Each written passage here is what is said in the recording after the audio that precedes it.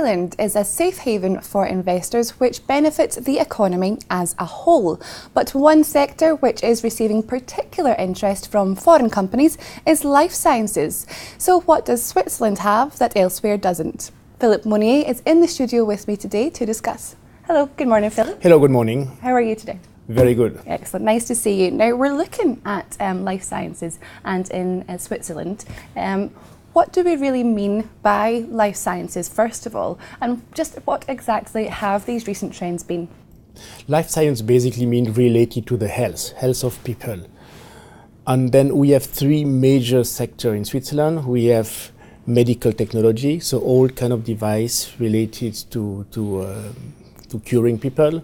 We have biotechnology, and we have pharma. So these are the three main sectors. Okay, now capital perhaps hasn't been quite as free-flowing in recent years as before. So how has Switzerland had to adapt to these new conditions? So basically, as an economic development agency, we are more interested in bringing companies, not only capital. And basically, in Western Switzerland, actually, the number of companies has been rather increasing than decreasing. But the type of company is different. In the past, we had a lot of companies from the USA. Now we have less companies from the USA, but we have more companies from emerging countries, Russia, China, Brazil, India, and so on. Okay, so what are the reasons really behind that? What can Switzerland boast that other places cannot? So basically in Western Switzerland, the main attractive factor we have is the cluster, the ecosystem, the ability. We have about 800 companies in Western Switzerland, in the greater Geneva-Bern area.